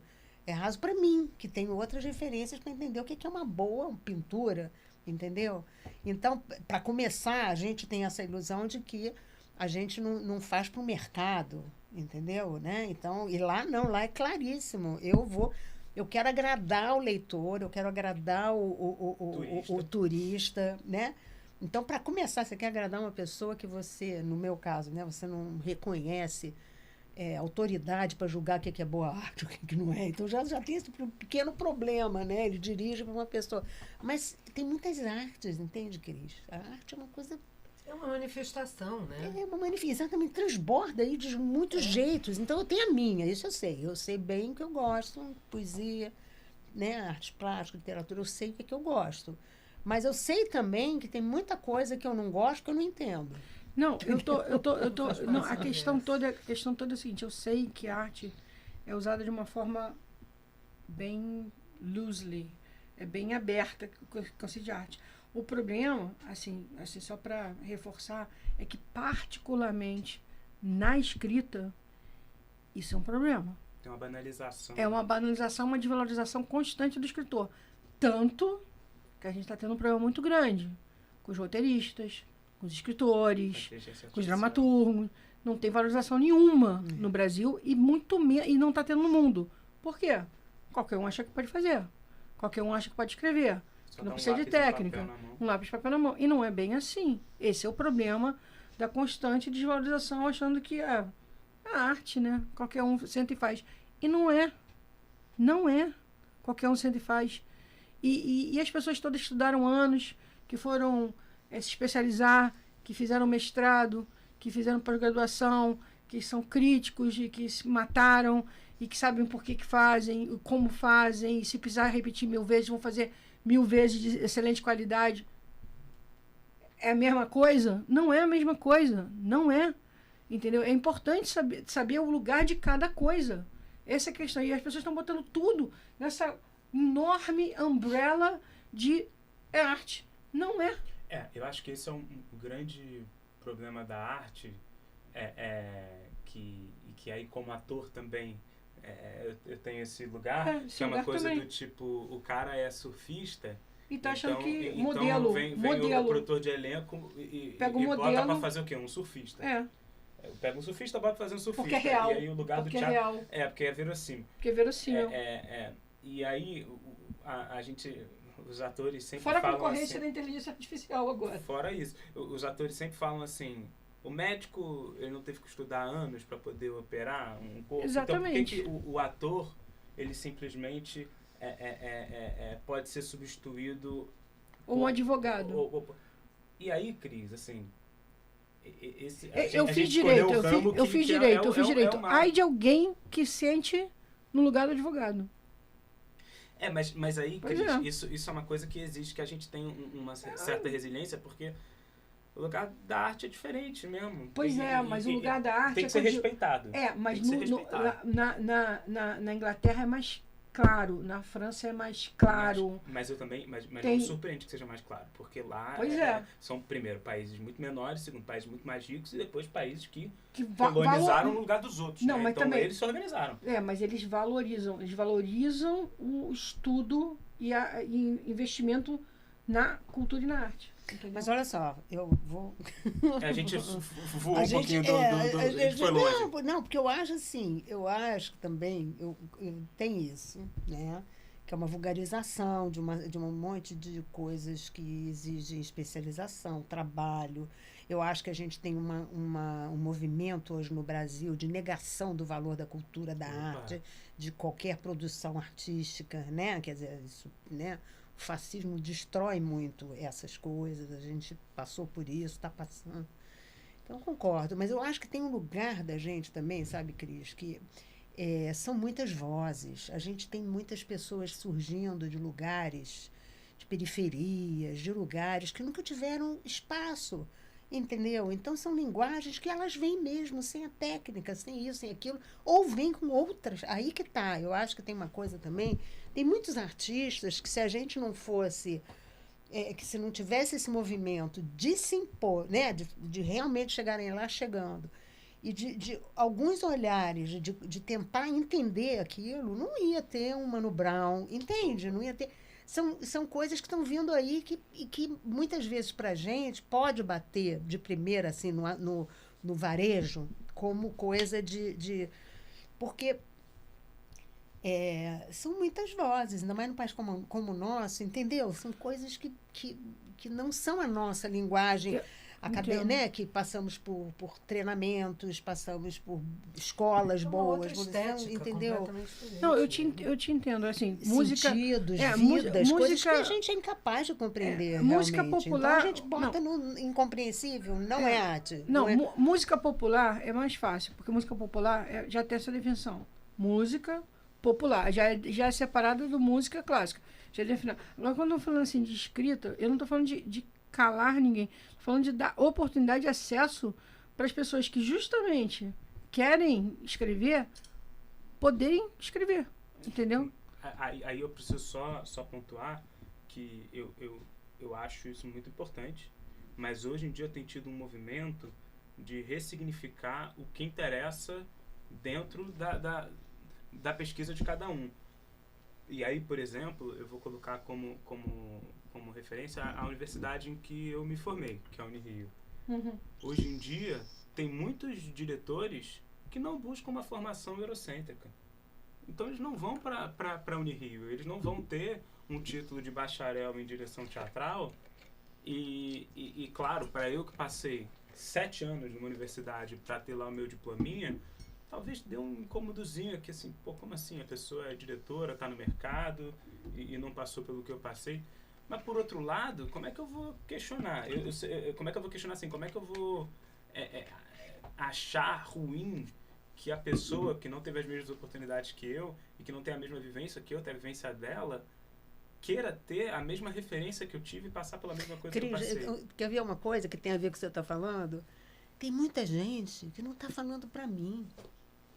Tá entendendo? Ainda tem isso. Centro do mundo. Exatamente. As pessoas estão se dirigindo a outras pessoas que eu não estou aí, né? É um assunto que não foi incluída. Tá entendendo? Então tem que pegar e ir lá e tentar, se eu quiser, que nem picho, né? Picho. Eu, particularmente, gosto muito da estética do picho, tá? Pichação. Pichação, Mas, assim, o picho é exatamente isso. É uma sujeira, um negócio... Não, tem um monte de regra, uma comunicação entre pessoas que estão entendendo o que está aquilo, tem beleza ali, só que ninguém foi chamado para esse papo. E aí a galera não gosta. E a galera não gosta, como muita gente não gosta de coisa que eu gosto, porque não foi chamada também para aquele assunto, então não gosta, né? Não entende. Muita coisa que a gente... Aí que tá, essa fronteira, Cris, assim... Mas é grafite ou pichação que você está falando? Pichação mesmo. Pichação é código, uma coisa que envolve muitas coisas, entendeu? Há quem diga que é grafite. Eu prefiro... em alguns lugares não tem essa diferenciação. O que eu quero dizer é o seguinte, eu estou entendendo. Por exemplo, chega uma pessoa do nada, faz um negócio, é filho de uma pessoa rica, aquilo ali vai parar não sei aonde, como se fosse uma coisa maravilhosa, não tem trabalho nenhum, não tem reflexão, não tem nada, não. Né? E circula, né? E outras pessoas fazem coisas sérias, coisas, né? Tem projetos. Eu entendo, a gente tem que respeitar, como você falou, né? O que as pessoas sabem, o que as pessoas criam, né? A trajetória de cada um. Mas também tem as outras modalidades de tudo, de poesia, de fotografia, de romance, disso, daquilo, que vêm de outros lugares, entendeu? Que estão buscando uma existência. Não, eu concordo. Entendeu? Eu acho que a gente tem que um pouco definir isso. Não, assim, eu sei, mas sabe, só para esclarecer, quando a pessoa faz alguma coisa empiricamente boa, normalmente ela não consegue repetir, porque ela não entende o processo dela. Ela não tem técnica e compreensão para entender como é que ela fez aquilo. A partir do momento que ela domina a técnica, ela olha e fala assim, consigo fazer isso 20 vezes se eu precisar. Por isso que eu sou tão fã de você aproximar a pessoa de talento, seja da periferia ou não, de entrar e apresentar a técnica a ela, porque aí ela consegue pegar o talento dela e consegue reproduzir aquilo, entende? Entender o valor do talento dela, por que ela é tão talentosa. Porque o que acontece é o seguinte, senão ela faz um sucesso, uma música boa, um livro bom, uma poesia interessante, ela nunca consegue passar de 2, 3 coisas, ela não, porque é quase um lance de sorte, entendeu? Ela não consegue entender o que faz dela talentosa, ela não consegue se entender como artista. A grande lance do processo técnico é que ele te dá ferramentas para você se tornar um profissional, que é o que eu sempre falo. Pô, cara, o médico é um profissional por quê? Porque ele vai para a escola. O advogado também. Por que o escritor não pode ir para a escola? Eu não entendo isso. Eu estou falando escola só para classe média, não. Escola mas para periferia. Quer ver uma coisa super legal? Eu acho incrível aquele curso de criação da PUC. Por exemplo, sim, que o Paulo Henrique de também né, acho muito bom. Exatamente. Tem que ter mais. Isso. É isso que eu estou falando, tem que ter vários. Se tivesse mais disso, exatamente. Maravilhoso. Tinha que ter isso em tudo que tinha que ter na periferia, tinha que ter em todos os lugares, tinha que ter, tipo assim, o moleque que tá com talento, tem talento. Então, filho, vai e faz um curso de escrita. Entendeu? Se entende na escrita, aprende técnicas, várias técnicas. Porque aí vai ter uma técnica que ele vai falar, cara, essa é minha. Romance é minha, poesia é minha, entendeu? É isso. A gente tem que batalhar para que essas pessoas, inclusive, saibam que podem querer isso, né? Exato, que podem. Que é uma grande questão. Muitas pessoas vai entender de mercado editorial, vai entender de tanta coisa. Exato. Vamos voltar um pouquinho pro livro. Vai, volta. Longe. Volta. Eu adoro, mas voltar à temática aqui. Volta. Lígia. O Tempo que Leva é um livro que a gente falou, né? Ele foi o último lançamento dentre diversos e toda uma obra. Qual que você colocaria? Você já falou sobre como foi criá-lo, sobre o que ele significa, mas o que difere ele para você dos anteriores, se é que alguma coisa difere, ou se é que todos são tão diferentes que é traz mais da diferença que já costuma trazer de um livro para o outro? Eu acho que é mais uma experiência singular, né? Entendeu? Porque eu acho que é mais madura, no certo sentido eu estou mais velha, né? O tempo passou, né? Então eu acho assim que a gente vai adquirindo com o tempo, isso eu percebo, o que não coloca esse livro tão assim do que em relação aos outros. Mas a gente começa a desenvolver mais crítica propriamente do que, entendeu? Do que a gente faz, né? A gente começa a ter mais, vamos dizer assim, é mais tranquilo você olhar de fora o que você está fazendo, mesmo enquanto você está fazendo. Eu acho que isso você vai adquirindo, talvez com experiência, sei lá, esforço, não sei, com o tempo. Mas, assim, é uma experiência muito diferente do outro livro, Garça Torta. Garça Torta foi uma experiência, assim, que... Porque, assim, o livro existe, tá aqui o livro, ele é ele, eu sou eu, entendeu? E ele é absoluto, digamos assim, com todos os seus problemas, com todas as suas qualidades. Mas, assim, tem livro, o livro, a poesia, digamos assim, ela é uma coisa que são processos. A gente está conversando aqui, já é uma parte do meu livro, entendeu? Né? Faz parte da experiência dele. Então, por exemplo, Garça Torta foi um livro que a participação da editora foi imensa, entendeu? Da Virna, né? Ela mora em Londres, é uma grande poeta brasileira, que eu gosto muito. E então a gente fez com a Helena, a gente deu oficinas sobre esse livro, né, no Porto, na Bahia. Eu e Helena fomos lá falar sobre isso, esse processo de produção de um livro, né, com a Viana lá, envolveu tradução, editoração, outras coisas. Então é um livro, diga. Não, só um detalhe que é isso, né? São 2 livros que você está mencionando, o Tempo que Leva e Garça Torta. São livros cuja capa é da Helena, né? Então, só mencionar aqui, que é também, inclusive, quem fez essa camisa que eu estou vestindo. Então, só levantar aqui para mostrar. Aqui, Helena, tá? Solano_Star_Presents lá no Instagram. Pode continuar. Não, então é isso. Então o livro, ele existe. O livro, eu fiz o livro. Eu consigo perceber essa linha de criação pessoal, tudo mais. Só que o livro é a festa de lançamento, é o papo sobre o livro, é a conversa antes que eu tive, por exemplo, com a Paula, que leu os originais, essa Paula Padilha, essa poeta. Então, livro envolve muitas coisas, né? Então, eu acho que o Garça Torta, essas coisas fluíram, assim, tiveram uma abrangência maior. Eu lancei em Fortaleza, entendeu? Eu lancei em outros lugares. Então, foi um livro que mais coletivo, sabe? Teve, então, isso singulariza muito ele.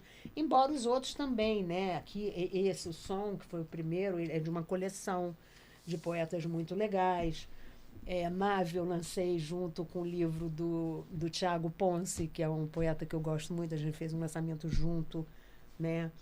Então, assim, cada livro extrapola a sua própria materialidade, digamos assim, né? Nave que eu já falei, vou repetir, eu posso passar em qualquer livraria e pegar, porque todos são meus, porque está escrito aqui, ó, para João. Então, ó, tá, só para ficar muito claro, para João. Então, aonde eu passar e tiver um Nave, eu posso recolher. Entendeu? Esse aqui eu dediquei para o meu genro, para o Dante. Caraca, João. É meu. Caraca. Não, e Que tem um legal. poema para o João aqui João, também. que legal, velho. Tem um Pô, pra mim que e pra minha irmã, lindo. né? Tem um que eu dediquei para você. Lê pra gente. Emocionante. Não, esse é muito difícil de ler, esse poema. Qual que é? É sorte, mas é um poema difícil de ler, João, porque é tem... teu. É meu, qualquer um é meu. Pô. Eu saio, qualquer livraria tiver lá, Nave, eu saio recolhendo. Não dá. É visual, você vê porque o que é fotográfico que eu leio de você. Você quer tentar? Não, esse não dá para ler, não. Passar, vou ficar esquisito aqui. Quase chorei agora quando vi pra João. É muito lindo. É muito lindo, velho. É um grande orgulho pra mim. E eu fiquei pirando aqui assim, que você podia fazer um lançamento de Garça Torta na Garça Torta. Pode ser também. Quem sabe? O pessoal, quando traduziu, eu não falei nada. Essa coisa de você chegar, tipo, não, eu já fiz, o pessoal que resolve. O pessoal achou que quem traduziu foi o Edward e a Virna, o marido dela, que é inglês. Não, ela colocou translate. Ele fez só não, ele fez Ficou a coisa estranho técnica. em inglês? Não, porque também a minha coisa com o inglês não chega a poder fazer uma avaliação tão de dentro. Eu confio muito na Virna. Agora... Mas cadência, não pegou nada? Não Tá. deu, não, nem pensar. Mas, assim, eles acharam que era o nome de um pub em Manchester. Então, não traduziram como um lugar que é Garça Torta. Quer dizer, praia, Garça Torta sou eu, né, digamos. Uma garça torta que meio que né, que a Helena meio que condensou. Mas, assim, que eu condensei aqui, né? Porque eu que escolhi, já existia isso antes do Isso é importante dizer também, né? Do livro, né? Não foi feito para o livro. Não, como esse também não foi feito e tal, entendeu? Como do outro. Tá aqui. Mas que é Do nome tempo de que pub leva. é. Pois é, depois é que eu me toquei, eu falei, uau, vai ver que era, né? Garça Torta, Total. né? Um belo nome. E ele ainda falou assim, a gente morou em Manchester, né? E aí ela falou assim, pô, ele achou, inclusive, que ele tinha ido num pub desse, lá em Manchester. Por isso que ele achou que era mesmo um pub que você morou lá, ele sabia e tal. E aí, quer dizer, foi uma leitura. Então, o livro carrega essa potência de ter sido um pub, né, talvez, né? Mas não é. É um lugar, né? É um lugar que a gente passou muitas férias próximo. Bem isso perto. Isso que é curioso. Que nunca foi lá. Não tem essa ligação. A gente chegou aí porque tinha lá, né, a casa do tio, mas é uma coisa que é isso, né? Teria muito mais a ver um elo de ligação, por exemplo, a Chuma. Né? Mas Garça Torta... Mas Garça Torta é muito lugar. poética. É uma garça torta, cara. Né? É uma coisa assim. E a gente está falando da mesma cidade que tem o Gogó da Ema, que é uma árvore torta, né? Propriamente. Teve, né, a Gogó da Ema. Mas você ia falar? Não estou lembrando do que... Estava falando, de cada livro, né? De cada experiência, entendeu? É uma coisa assim, porque o livro, né? Então, livro é isso, aquela coisa, né? Você prepara cada um de um jeito e tal, mas para além disso, cada livro é uma experiência na tua vida muito diferente, né? Entendeu? Então, tem uns lançamentos assim, pô, sei lá, lançar em Fortaleza, um lugar onde eu vivi, um monte de amigo. Foi muito legal, porque a Vina é de Fortaleza, então a gente foi lá, maior festa de lançamento também. Então, foi um livro que teve mais festa, entendeu? Fomos lá para Londres. Foi não sei o quê. celebrado, Bahia. Isso, muitos lugares e coisas diferentes associadas. A gente deu uma oficina também no Porto, sobre o que é isso, editar, não sei o que, essa coisa do trabalho coletivo, né? Em torno de editoras. Essa editora é pequena, a Patois não é tão pequena, é independente, mas não é tão pequena, né? Da Vina Não, é a uma coisa Patois é mais... ótima. Ótima, super bem conceituada. E muito democrática, entendeu? A Patois é muito boa. Muitos livros diferentes, de pessoas com origem diferente, com momentos né? Patois é muito boa. Muito legal. Excelente habitação. A gente tá se encaminhando para a reta final, mas antes vamos para o momento de criação de casa? Por sua conta e risco, né? Então vai lá. E a tua mãe que tá aí. Então pergunte. Momento de criação de caso, Cris, seu caso, Cris. Eu queria perguntar pra você se acha que ele deve andar de moto, porque eu sou contra. Não era isso. Eu sou muito contra. Eu tô me envolvendo na criação de Eu casa. queria perguntar pra você, porque eu sou super contra ele andar de moto. Aí ele me falou que você também era contra. Eu queria aproveitar aqui o momento de criação de caso. Eu queria me unir a você pra gente fazer uma campanha dele não andar de moto. Porque eu já andei de moto na minha vida. Caí pra caramba, já me quebrei toda. E eu falei pra ele assim, ó, quer andar de moto? É pra se quebrar todo. E eu não quero o Joãozinho quebrado. Eu não vou falar assim, porque atrai. Porque mãe... não pode, você não pode. Mas eu Boca posso de mãe falar não que pode. eu não gostei da ideia. Não gostou da ideia. Eu não gostei da ideia que eu acho, mas é que ele é adulto, né? Entendeu? Tá, peraí. Olha só, vamos fazer uma votação aqui. Quem não quer que o João ande de moto, não queira, só tem essa votação, não queira, entendeu? Manda o quê? Manda um emoji de Manda moto. um emoji de moto e o João, com já 2 emojis de moto, ele já não vai mais andar de moto. Tá certo. Essa foi a criação isso. de casa. Essa é a criação de casa de hoje. Pra Ina. Né, Ian? Né? É isso? É a criação de casa? Tá não, bom. peraí, você vai ter que criar um caso também, só que eu vou Então criar tá, caso. Você cria caso também. Só eu vou criar caso aqui? Deixa eu... Você também é um criador de caso, cara. Vou Cria aí. tentar criar caso, então. Os cria de caso. Cria um caso pra ela. Eu tô sentindo que ela quer uma criação de eu caso. preciso... Porque me pegou de caso, só que ela ia criar o caso pras duas, né? Mas peraí, cara. Eu já criei caso pra caramba. É verdade. Pô, minha cota de criação tá tampa. Tem toda a razão. Pelo amor de Deus. Ina. Sim. Eu posso estar reforçado na criação. Mas cria um bom. Tá. Beleza. Não me decepciona. É porque eu não sei o termo certo, mas serviu uma aeronave. Foi business? A maior parte do tempo. Servir uma aeronave. Servir um prato ou servir um livro? Bom, vou falar o seguinte, que por conta de eu servir a aeronave, as outras coisas todas aconteceram. Boa Resposta! Caramba, arrebentou. Ela arrebenta demais. Ela arrebenta demais. Então agora o momento de criação de caso vou para perguntas muito rapidinhas, pode ser? Rapidinho, eu tenho tanta coisa pra te perguntar. Não, ela vai... Mas, não, você não tá entendendo. Vai ter um episódio Eu já tô fazendo uma lista aqui tão grande na minha cabeça. Jesus, mas vai. Eu queria de verdade saber das duas, aí a gente pode começar com a Ina. Tipo ping-pong? Não vai ser Marília Gabriela, não, né? Mas uma palavra. Mas assim, as principais referências. Aí especificamente em relação à literatura. Começando pela Ina. Uau, tem tantas. Por onde você passeou, então? Né? Romance, escritura gastronômica, culinária, enfim, história. Eu passei um pouco por cada coisa, né? E eu tive essa oportunidade de, durante 41 anos, eu ficar entre a Inglaterra e o Brasil. Então, eu tive muitas oportunidades de muitas coisas. De teatro, de leitura, de cursos, né? E eu gosto muito dos escritores latino-americanos, muito. Dos escritores britânicos, muitos. Alguns escritores americanos também. Alguns escritores franceses também. Então tem um pouquinho de influência de cada coisa. Deixa eu perguntar.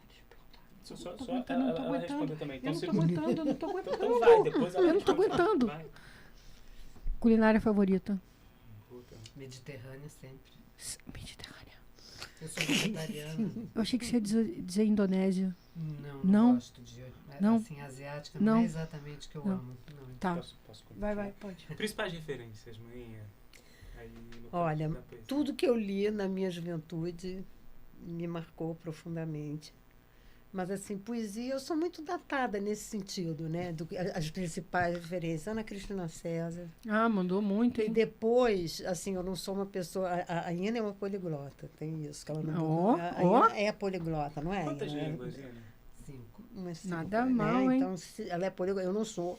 Então, teve línguas que eu só comecei a dominar a ponto. Então, por exemplo, Sylvia Plath passou a ser uma referência importante É. quando eu consegui ler inglês, entendeu?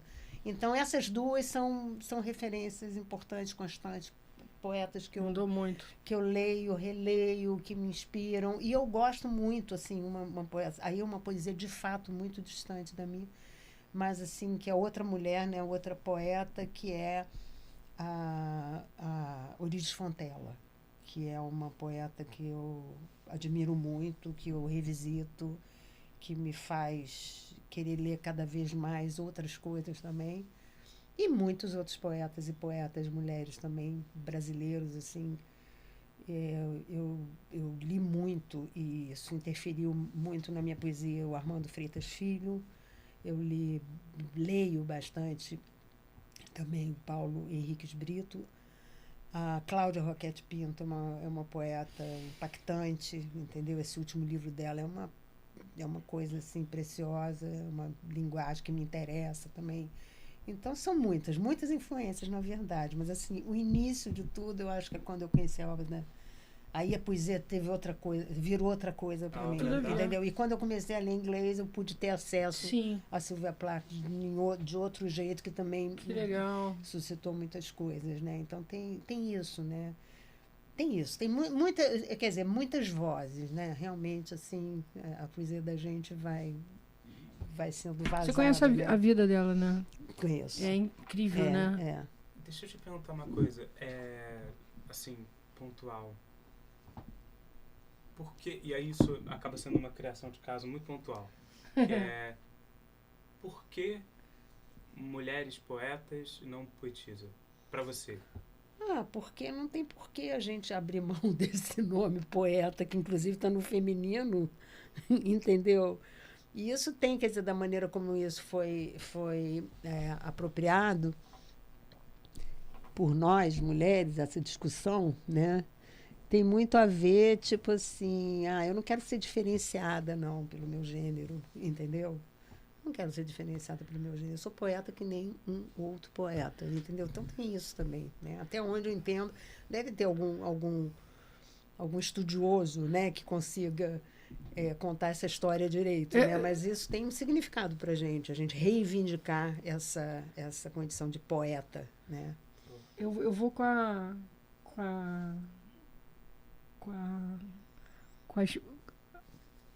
o que disse a Cecília Meirelles, né, nossa parceira aqui de Laranjeiras, né? Ela disse que ela se recusava a ser poetisa porque poetisa parecia diminutivo. Então ela queria ser poeta mesmo. Boa. Vou voltar para a Ina daqui a pouco. Ina, embora você tenha tido um emprego à parte, um trabalho, um trampo à parte, e aí, obviamente, eu não estou perguntando por questão de qualidade, mas por questão de você se enxergar, né? Porque a gente fez essa pergunta em relação à minha mãe, mas ela, de alguma forma, também se aplica a você. Você ter a literatura sem ser um hobby, é muito mais do que isso, mas ao mesmo tempo não foi o seu ganha-pão fundamental ao longo da sua trajetória, pelo menos ao que eu sei, eu posso estar equivocado. Não, tá certo. Portanto, embora você tenha emprego à parte, teria sido possível para você viver de arte? Eu acho que não. Eu acho que, não sei nem se pela condução da arte, mas eu fui criada dentro de uma família em que você precisava ter um emprego para se sustentar e artista era coisa de vagabundo. Então isso foi um impedimento muito grande. O artista em mim demorou muito a desabrochar porque ele não tinha lugar. Mesmo na gastronomia? A gastronomia já foi uma coisa que já aconteceu mais tarde. E ela ia concomitantemente com a minha profissão. Aconteceu de, num dado momento, eu poder fazer um part-time, que eu trabalhava um mês e folgava um mês.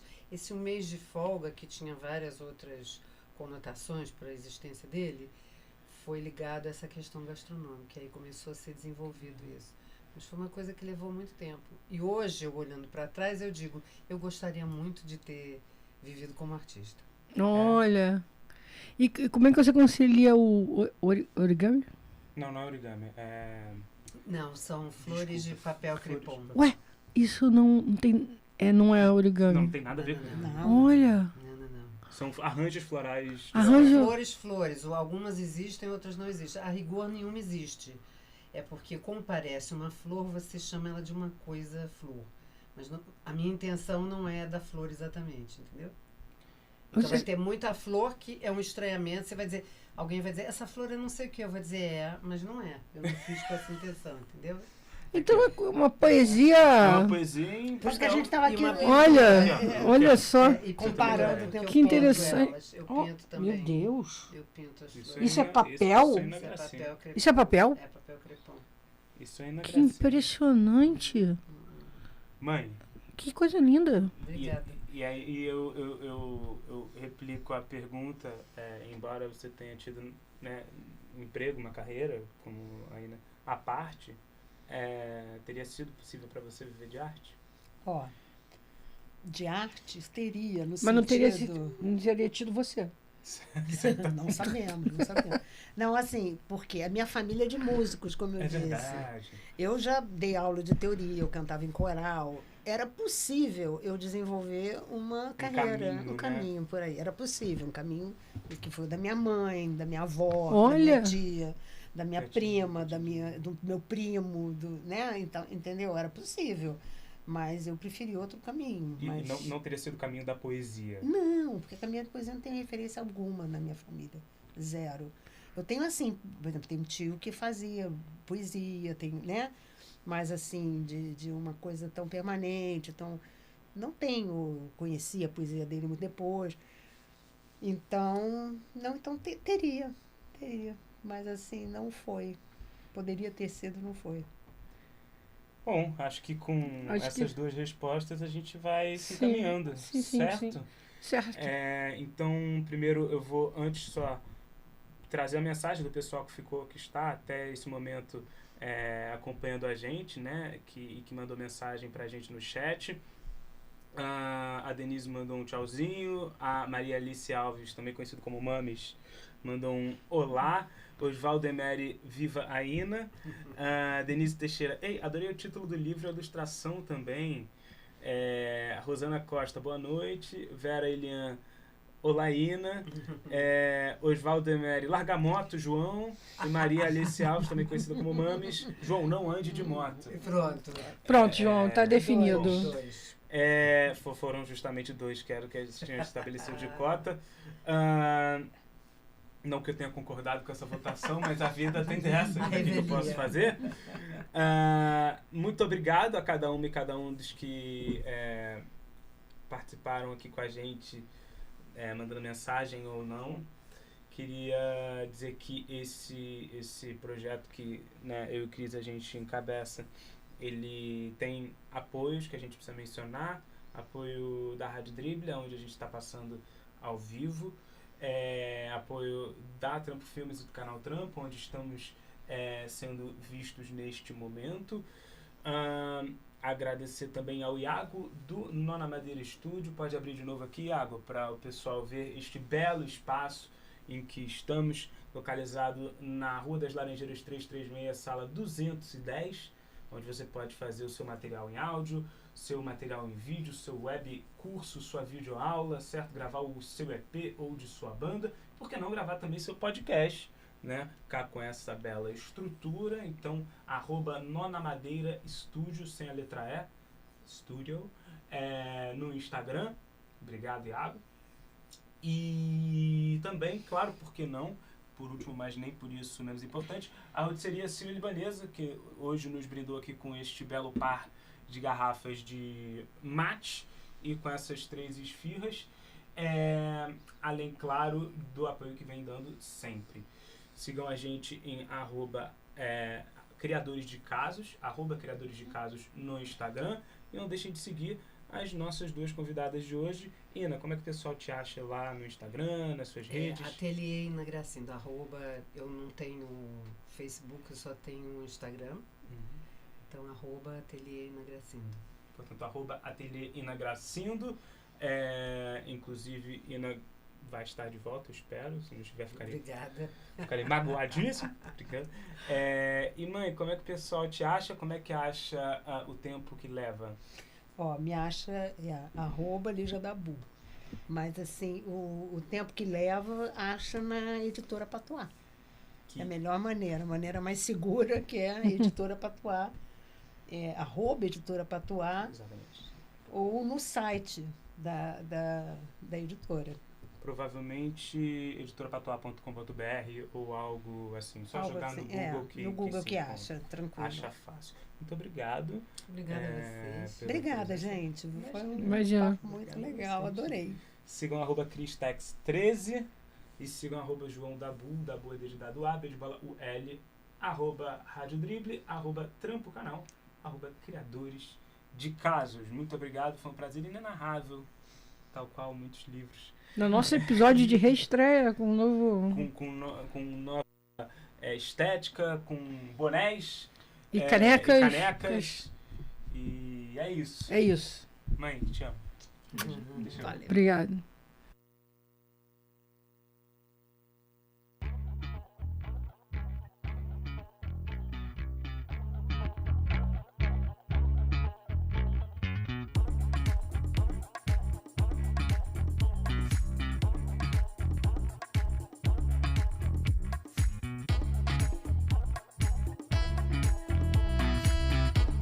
Valeu aí por ter assistido a mais um episódio do podcast dos Criadores de Casos. Agora, que tal você dar aquela forcinha, hein? Seguindo e curtindo a gente no nosso canal do Spotify. No YouTube você encontra a gente no canal Trampo, onde você pode assistir a este e os demais episódios em imagens, em youtube.com/trampocanal e em nosso Instagram, @Criadores de Casos. E aproveita e dá aquela moral também para a galera que faz esse podcast acontecer. Seguindo no Instagram a Cristina Teixeira, em @Cristex13, o João Dabu, em @João Dabu, e o Pedro Fontes, em @eu_Pedro Fontes. E até o nosso próximo episódio dos Criadores de Casos.